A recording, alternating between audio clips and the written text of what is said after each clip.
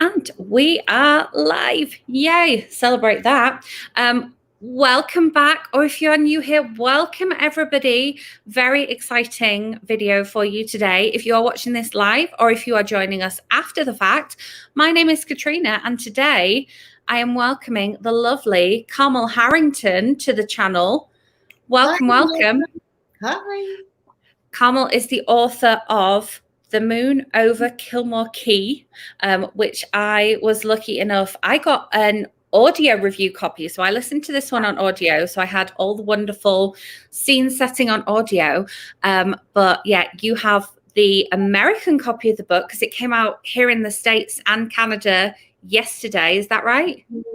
It came out, literally 24 hours ago. Yesterday was a really exciting day. So yeah, just newly launched. You've been chatting to people across the Atlantic Ocean. I love that. Yeah, absolutely. Which it's very apt because, you know, crossing the Atlantic is a big feature of the book. Would you like to tell us a little bit, give us the pitch of what your book is about? Oh, I'd love to. Thank you, Katrina. Well, basically the story is actually set around two central characters and two timelines and two cities.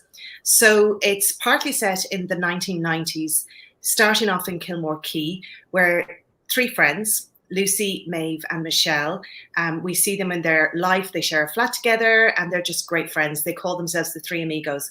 And Lucy and Maeve leave their beloved Kilmore Quay, of which the book is named after, to go to New York with Morrison visas. And then the book is also set then in the now, kind of from 2018 to 2020. And it centers around Bea O'Connor, who is the granddaughter of Irish immigrants, who's born and reared in Brooklyn, New York. And it's centered around her life, her friendships. She's two great best friends too, Katrina and Stephanie, her family, her loves. And it's how the two women connect 30 years apart, but their stories do connect in several ways. And it's about friendship, it's about family, it's about first loves, and it's also about your family heritage, and very much the theme of immigration is at the heart of this book, and about those who have left the country that they were born in and those who stay behind. Yeah, I appreciated that immigration aspect. We will go on to talk about that a little bit later. I always like to kick off my wonderful chats with lovely authors with this one question, because I'm always intrigued how people come to it. So what is the one thing that you love most about this book? Oh, it's so hard to kind of just pick one thing, I suppose, Katrina. But what I really, really loved about this book was looking at female friendships and how strong they are. And in both the now and the then, so in the 90s and in the 2020s, you've got this group of really, really great friends, three friends in each. And they just have this really strong bond, and they're not perfect. They make mistakes. I think we all do. None of us, there's few of us I've met in this world who are perfect, and they're definitely not without their flaws. But what unites them is this great love of each other and wanting to be there for each other through the good and the bad times. And I just really love that. And I wanted to celebrate that friendship in this book, because for me, I think that really great friends are those that are there to celebrate with you when things are going well, and also to lift you up when things are going bad. And some friends are good for one or the other. You know, there are some friends who only like to be there for the good times. And there are other friends who only quite like you when things are not going so well for you, you know, that you're more, you know, they like you better when you're not succeeding. And so if you can find a friend who's there for both the good and the bad, they're the ones to hold tight. And really, in both Lucy and Bea's case, that's the case. They're very, very strong friendships for both of them. Yeah, I loved reading about those friendship groups. And it's interesting because obviously you sort of talked about the family aspect in there as well. But really, you know, these friendships, they were a family, definitely. Totally. Yeah, and friends, can't they? They can be the family that you choose for yourself. And absolutely. Yeah, it's kind of something I like exploring in all my books, actually, that whole element of that family can come in different shapes and forms. Like, it's not necessarily, it's lovely when it's the people that that you grew up with and your parents and your siblings. But it's not always that way. It can be, for some people, it can be very different. You can have both. You can be both as well. Yeah, exactly. And then sort of flipping this question around, was there any part of this novel in particular that was harder to write than others, and why? Yeah, there were a few parts in the story that were difficult to write, and I can't really kind of go into too much detail because no spoilers, spoilers here. Spoiler-free zone. But there are several parts to this story. There are some surprise. It's kind of hard to say the word twist, because I think people get very sick and tired of that word, don't they? Because they hear about twists, they're kind of going, yeah, right. But I like the word revelation. Yes. you get reveals. And I will say, just on the twist thing, as I was listening, sitting right here, at one point I was like, literally, I paused and I went, big gasp. Yeah. I love that because, and actually, so those were the parts actually that were kind of hard to write, because without saying anything more, what I can say is, for a couple of the characters, things don't work out the way that in an ideal world I would have wanted them to work out. But you see, the thing is, like, in life, it's not happy ever afters. Like, we don't live in a Disney movie, and in life things get messy, doesn't it? And things, sometimes bad things happen to good people. Sometimes life just really trips us up and knocks us face plant on the ground. And so it happens like that for a number of the characters. Things happen, revelations happen in the book. And when I was writing those, one in particular, which is the last of those, you'll know what I'm talking about, the very last one, and I found that really, really difficult to write, and I almost didn't write it. And I thought, could I change the whole book so I didn't have to write it? Because sometimes it's difficult to write those hard scenes. But what I kind of tend to do is I just have to kind of lock myself away and go really deep into the novel and kind of not spend time with my husband or kids, because I find it hard to do emotional scenes when I'm being mom or wife. You know what I mean? So I kind of lock myself away, but they were difficult. So yeah, if you're watching this and you do read or listen to it, when you get to those revelations, I love that word, Katrina, thank you. When you get to those revelations, think of what I've just said here, and you'll kind of know what I mean. It was difficult to write. Yeah, you touched on a question about writing emotional scenes. I do have a question about that, so I'm gonna kind of like jump around a little bit, those. Just kind of following on from that, the emotional scenes. Does it make you emotional? You've touched on kind of having to lock yourself away, but a few points in the book, I was like, this must have been kind of emotionally draining to construct, even never mind like the actual like putting it down and in writing as part of the book. I do, and I think the reason why a lot of readers will tell me that they read my books and they go to the ugly cry, and they're very emotional. And I've had the book has been out in Ireland, where I live, and in the UK for the last week, so it's had a week head start to the States and Canada. So I'm having gorgeous messages from readers every day, and they all kind of say the same thing, that they're surprised by the surprises, the revelations, but also they've cried and cried and cried. And what I can say, if it makes anyone feel any way better, is that I cry when I write those scenes.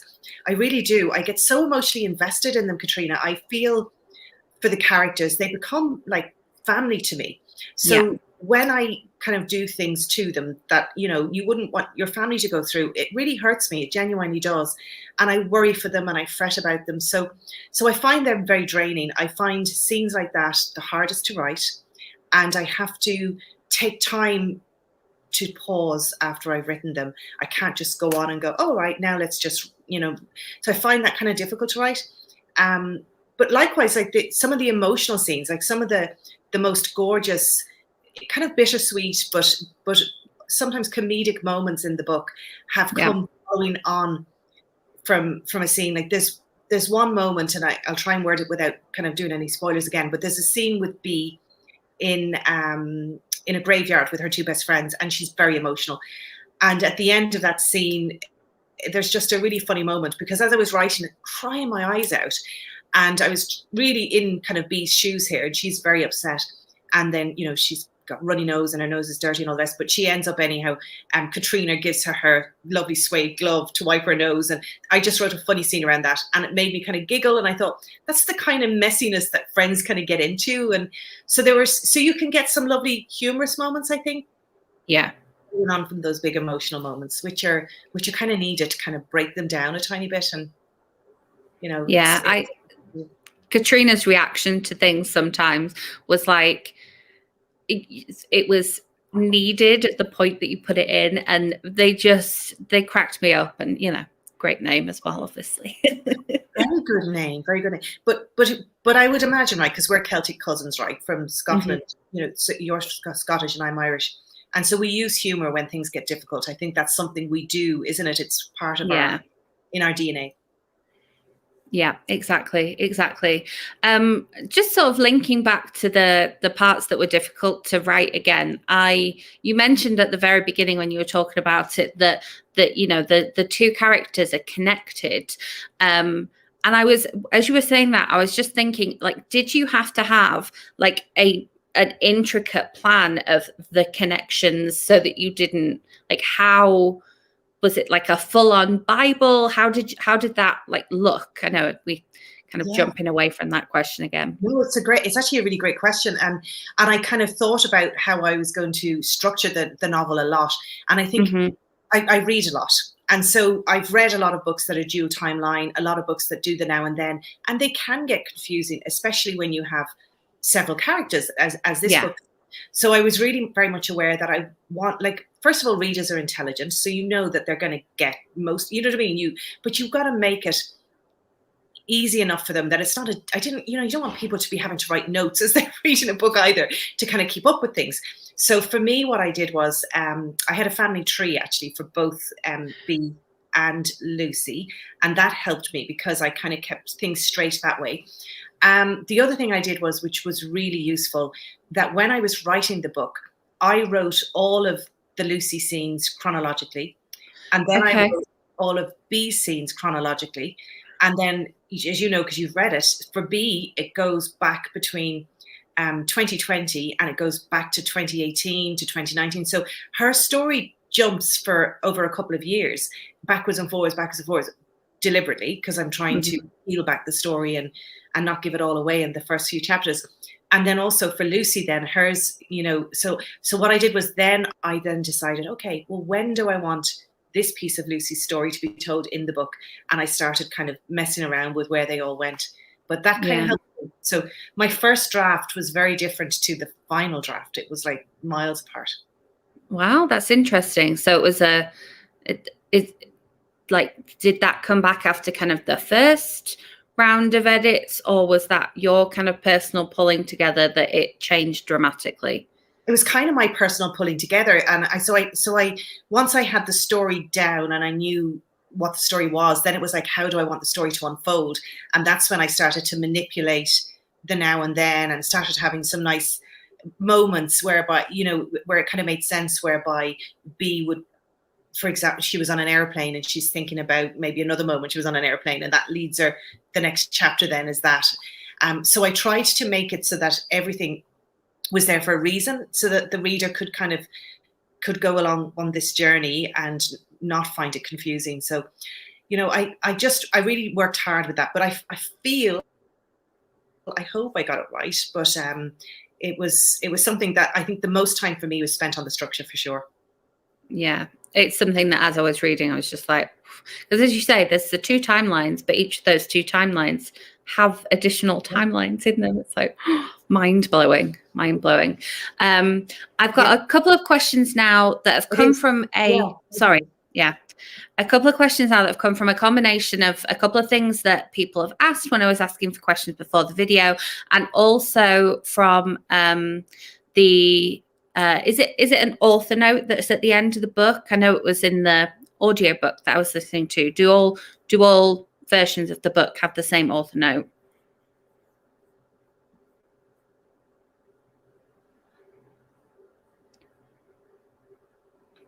I have frozen. Hang on. Oh, you're coming back now. Sorry, we froze for a moment. I froze for a second. I kind of got. Okay, we're back again. I froze for a second. Yes, we did. So you were talking about the author note, was it, Katrina? Sorry, I missed Yeah, the is full that in question. all versions of the book? Is there an author note in all? Yeah. Sorry, I missed the beginning of that question. Yeah, I was saying that the Yeah, next couple of questions, I yeah, sort of come from that. Oh, fantastic. Okay, yeah. Well, the author note is in all versions of the book. Yes, absolutely. I love to do that. I love to do a dear reader at the end of a book. I think it's a nice thing to do, isn't it? To kind of, I like to get an insight into authors' thoughts when I read books, so I try to do the same as well for mine. And you can skip over them if you don't want to read it, but hopefully Personally, I a nice love an thing to author read. note. I feel like it gives you like a different insight into the book. So yeah, so you touch on both of these questions in the author note, but a couple of people also asked specifically about the setting or the settings, as the case is. So yeah, I love the setting, both parts of the setting of this book. So what kind of research did you have to do in terms of like the New York setting and the Kilmer Quay setting? Well, the Kilmer Quay one was easy because that's just down the road from me. You know, it's in County Wexford, where I'm from, and it's just somewhere that's beloved for me. It's one of those places that on a Friday evening, if the sun is shining, we would just say, "Oh, will we just have fish and chips and we'll drive to Kilmore Quay," because the chipper that's in the book is a real chipper. So we kind of we would go and eat fish and chips on the quayside, exactly as I gave the characters in the book. And so it's just somewhere the kids love to throw rocks in the sea. You can see the salty islands. The salty islands mentioned in the book is real. All of that is real. Everything in the Kilmore Quay part of the story is a real place, with the exception of Nellie's pub. And I wanted Nellie's pub to be owned by my fictitious characters, the Mariners. And so I had to create a new pub in Kilmore Quay. That's the only thing that isn't true. But other than that, it's a very real place. And the reason I chose there in Wexford was because Kilmore Quay is one of those few places that has been almost untouched by time. And so when you drive into it, it looks almost the same as it did in the 1950s. It's whitewashed walls, golden thatched roofs, with these beautiful fishing village, with these gorgeous boats that haven't really aged either in like decades. Just, I don't know, it's just this most gorgeous, glorious place. That it feels like you're moving into a different era, a different time. So it's just a gorgeous place. So I felt what I really liked the idea of was that for Lucy, she leaves Kilmore Quay in the 90s, but I really wanted it to be much the same Kilmore Quay as it is now in 2020, because we will eventually go on this journey, which will take her to Kilmore Quay. And so it was really important for me to get a place that I felt kind of didn't change that much. I didn't want there to be big differences. So that was kind of that. But then for New York, the fun thing, Katrina, I've just been so lucky. I've been to New York many, many times. My first job was to work for Aer Lingus, who is our national airline, when I was 18. And so I traveled the world with them. And, you know, one of the kind of big bonuses were that they did staff travel, you know, so I took advantage, and I went to New York a lot. So it's just a place that I know very well. So when I was looking at because this center story was around immigration, I wanted this second generation Irish person, Bea O'Connor, and I wanted her to live somewhere where she was immersed in the Irish community, but she wouldn't have just hopped on a plane and come to Ireland. And you're in America, so you know this, but like, a lot of Americans don't leave America. So I wanted it to be that she was somewhere that it made sense that she hadn't been to Ireland until this book, if you like. So that's why it was New York, and New York just seemed the logical place for it. And I knew it. I'd been there. I went over then kind of before the world came to an end. I went over on a research trip. Thank God I got it in before everything stopped. January 2020, and I had finished the book, but I was just doing polishing and edits, and I thought it would be really nice just to make sure I was really getting it right. So I went over and interviewed a lot of Irish immigrants, and I kind of immersed myself in the Irish communities of Brooklyn. Everything you see in the book, I walked I walked in the exact same footprint as Lucy and Maeve did when they arrived in New York. So cool. Went to Stop In. I went to St. Sinners. I went, like, literally everything you've read in that book, I've 100% been there, verified it, stood in that spot, down to the schools. That's so cool. Yeah. New York was the last place I went before everything shut down as well.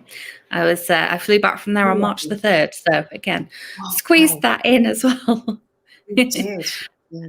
Yeah. So yeah, you touched on the topic of immigration, and as you say, kind of New York is a great city to do that just because of the history of all the immigration. But what made you decide that you wanted to tackle the topic of being an immigrant in a new country in this book? Yeah, do you know what? I've kind of been there, done that, wore the T-shirt in a smaller way than B, if you like, because that's New York, Ireland. But my grandmother left Wexford as a young widow. My granddad died when my dad was only a baby, and so she had to go to London for work and to send money home. So my dad and my aunt, they moved in with an aunt and uncle, and my gran went, and she went to work in St. Mary's in Paddington, and as I said, she sent money home every week, and she even sent food home in the post. You know what I mean? It was just a different time in Ireland back then. And my aunt and my dad, as soon as they were old enough, they went over to England too, and they joined her there. And so they were very much part of this. They kind of, I suppose, to combat their homesickness, they threw themselves into this Irish community. And my dad joined the London Irish Centre, and he played hurling, is the national sport here in Ireland. So he played hurling with the Father Murphys there, and went to feiches, and they had all these dances on at the weekends, and a big huge dance hall called the Galtymore. And anyone who's from the Irish London community will know these places that I'm mentioning. But through that, he actually met my mother, because my mum is English, she's from London, but her next door neighbours were Irish. And Daddy met them through one of the Irish events, and they invited him to their house for Sunday roast, and over the garden fence he met my mother. So they got married, and we were all born then. My two sisters and brother were born in London, and we were then the first generation children, and we were immersed in all of those, like, weekends. We'd go and watch Daddy hurl, and we were very much Irish, living abroad. And the funny thing is, Katrina, we were always, Daddy would talk about Ireland as home. It was never somewhere he used to live, it was home. And he would always say, one day we're going to go home. And we'd go home every year on holidays, every single year. And then one day, I was almost 10, and Daddy and Mam called us after school and said, we've got news and we're going home. And he taught my mum to move as well. And we moved home to Ireland then. And my mum then was the immigrant, because she was English living in Ireland. So I've kind of seen that. I've seen that pull when you're torn between two loves, two places. And, I would imagine you have that too right now. And I mean, because Dad would say that when he was in England, he had a great life there, and he really loved it. And he was successful, and he had a home, and, he'd done well for himself, but he still couldn't. He just could not forget this Irish part of him that wanted to come home to Wexford. And here we are, and here I am. I'm still here all these years later. So I'm so glad he did. Yeah, it was, as you say, like, I could definitely relate to the sort of immigration things, and the way that Lucy kind of like found herself in New York. I was quite jealous of that, I have to say. It was like quite straightforward, but then the emotional issues, I could definitely relate to a lot of them, which leads me into my next question. But before I click onto my next question, if you are watching and there are questions that you have coming up, then leave them in the comments, and I will make sure that we ask them. As I say, I put out some questions beforehand, and I've kind of collated them together. So, but if you're watching and any questions pop up, put them in the comments, and I will make sure to ask before we run out of time. So yeah, I thought that so often, personally, I see sometimes people, specifically with America, people do tackle sort of immigration, and particularly, Brits going to work in New York specifically, and they just don't do a very good job of it. And so I could definitely relate to a lot of, what was going on with both timelines as well, having that kind of like home and family issues, but then a new country and adventures, and sort of making the most of it without kind of losing your heritage as well. Yeah. It's that side of it. When you are, coming up with ideas for new books, or when you're writing books, how important is it to you that readers see themselves in your books? Sorry. Totally. That's probably one of the most important things for me. I always want to write relatable characters that could be you, but could be your best friend, your sister, your mother, your brother, your father. And that to me is just one of the key things that I do. So I like to have diversity in my books. I like to, but not for the sake of diversity. Do you know what I mean? It has to be authentic. So I just like to make my characters rounded and that they represent all of us. And so like, we're not all size 8, 5'8" women. We're not all 6'2" men with, chiseled jaw. Like, we're all very different. And it's not just about appearances either. It's about the things we do, where we are in our lives, our friendships, how we connect with family, how we see ourselves. And it's really important to me that I kind of do that. And I find that interesting. So for this one, for the Moon Over Kilmore Quay, like, all of the characters are all very, very different, and they were all wonderful to write. But like Stephanie, one of Bee's best friends, and she's somebody that I really wanted to write because she's very unlucky in love, but unlucky in love because she hasn't really valued herself enough to demand more in her love life. And I really want to explore her storyline. Is very much around this and around this on-off relationship she has with her boyfriend Jimmy, and it was really important to me to do that because I know that is something that a lot of us we don't treat ourselves, do we, with enough love? Do you know what I mean? We give it to someone else, but we don't expect it for ourselves. And so I found that was kind of interesting to write, and that's the kind of diversity I like to put in, and that's how I like to make characters relatable, because most of us, like, I turned 50 in January, and I've spent all this time kind of just learning by mistakes that I've made. And I quite often give those mistakes that I've made to my characters because, I've learned and I've evolved and changed from them. And then I like to see what happens with the characters with them too. So I think it's really important to me that every character is different, but they're real characters that you might not like them. You might not, they might not be you, but you will recognize them. And one of the greatest things I love is that when someone writes to me and says that they have really identified, like, there are a lot of people who do identify with characters, and I love that in particular. Like, the last book I wrote, My Pear-Shaped Life, Greta is the central character, and she's overweight, and she really just has this terrible self-image loathing going on. It's awful. But if you read some of the emails and the messages I've got, Catriona, like, they would break your heart. But the amount of people who said it was like therapy, because as she goes on a journey to learn to love herself, people who are reading it were going on a journey too. So that was kind of wonderful because, she represents, I think most of us like have a few pounds we'd like to lose, and it's really good to see characters who are central characters that look as we look. And I really wanted her, like, here is a big plot spoiler, but like, she doesn't lose weight to be happy. That was not the point of the story. Do you know what I mean?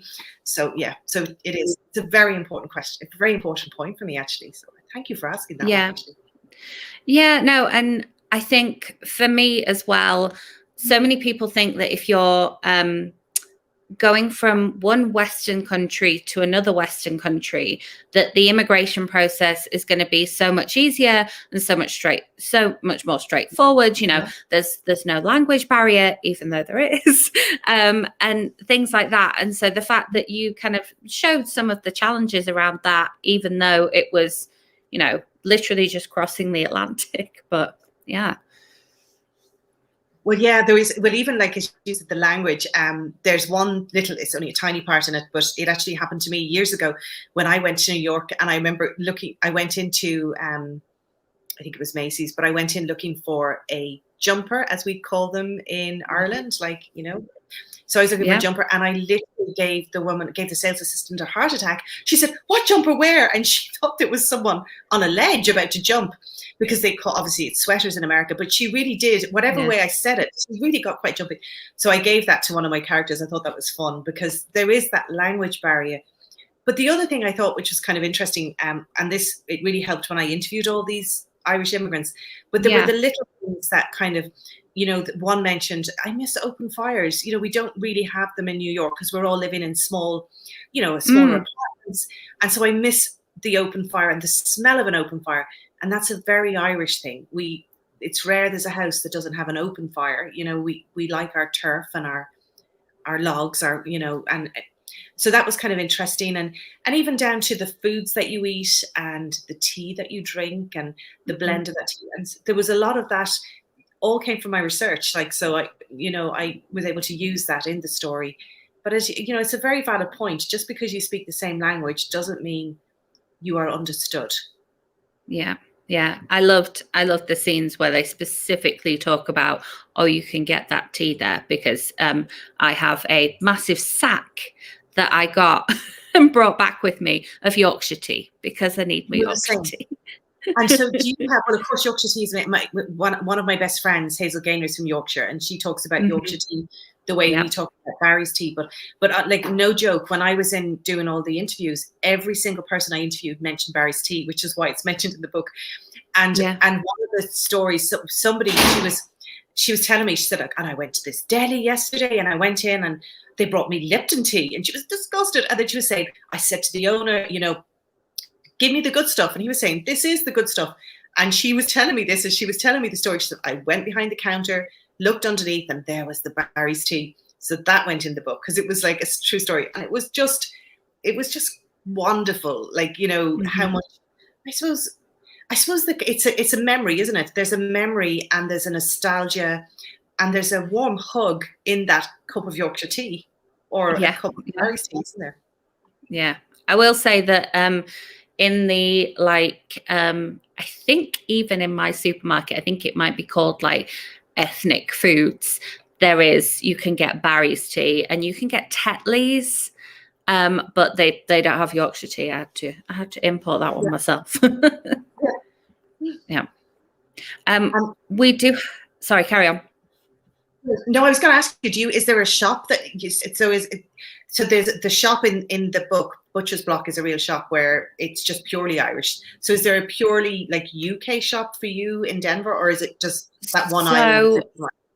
Yeah, so there was a shop. Now, I don't know if it's just closed because of, things being closed because of all the stuff that's going on, or if it's like completely closed. But there was a shop that's really not that far from me called the English Teacup, and you could get things there like bottles of Iron Brew and like Bisto, important things like your Iron Brew and your gravy. So great.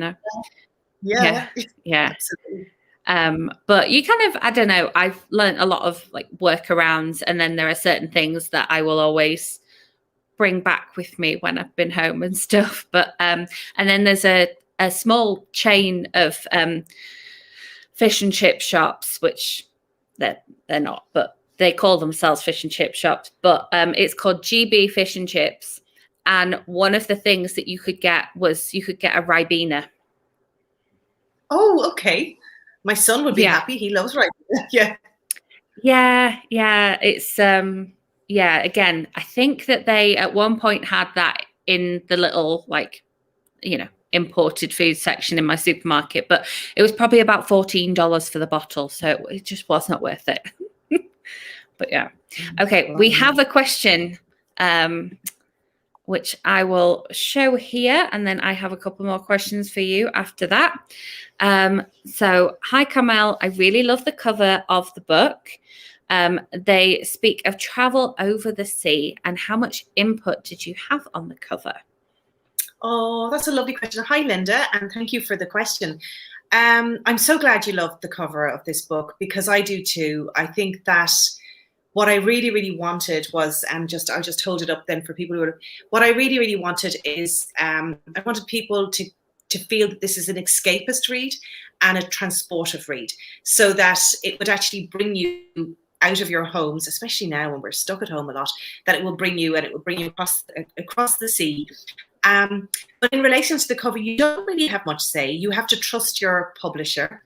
And in this case, Book Couture, they did such a wonderful job, and they created the cover, shared it with me. I loved it. I mean, I really did. And it is actually one of the headlands in Kilmore Quay. And they've obviously given it this gorgeous pink and purple hues, but it is actually gorgeous. And I went and I've walked along that, you know, it was, yes.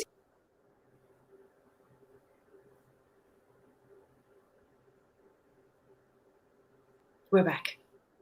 We're back. You froze for a second there. I was just making sure you'd finished speaking. So Yeah. you were you saying that you'd walked on the yeah. Were you saying that you walked on the bit that's on the cover? Yeah, exactly, that spot. And just only last week, actually, the sun. I was doing. I had an interview with one of the national newspapers here in Ireland, and I had to do a photo shoot, which was really lovely. And we did it down in Kilmore Quay, which was even lovelier. And the sun shone for us. Honest to goodness, it was just, you'd swear it was like Costa del Kilmore Quay. Yeah. And yes, we went to a little beach there, and the exact same, you know, with that house in the background, and we walked along. It was just really nice. It was really, really, really lovely. And I have a photograph from that, actually, just wandering along there. But it's a gorgeous part of the world. And I think when you see a beach, and I kind of get why Linda was saying this, that it speaks of travel. When you see a beach, it does automatically make you think of travel, doesn't it? You know, your mind immediately goes to foreign shores and new lands, which is great. Yeah, yeah. And Linda says it definitely does the job that you wanted it to do. Thank you, Linda. Glad. I'm really glad. So pleased to hear that. And then we've had another question come in that kind of links into my final couple of questions as well. So I will bring this one up from Wendy. Hi, Carmel and Katrina. May I ask what Carmel is currently working on? So yes, tell us what's in the works. Hi, Wendy. Yeah. Well, I've just finished next year's book, because I always work a year in advance. So the Moon Over Kilmore Quay, I wrote and finished kind of last April 2020. So I'm always, you know, it's usually every April I finish a book, and then they'll come out then. So that's finished. And this one is set between Dublin in Ireland and a place called Hawke's Bay in New Zealand. So it's another read, and it's kind of the quite a far away shores this time. Really can't wait to see what kind of cover comes with this. But again, it's a very different story. But I can tell you this: one of the central themes in this is it's around parenting, and it's around custody battles. So there's it's a juicy one. It's very different to this. I like to, every book I write, I like to make it very different to the last one. They're all standalone kind of original novels, and I like to kind of keep readers entertained. So I try very hard to make each one very different, so it feels like fresh new characters. And this one it's got a whole characters as well. The main character is called Rachel. I can tell you that as well, and she's a New Zealand girl living in Dublin.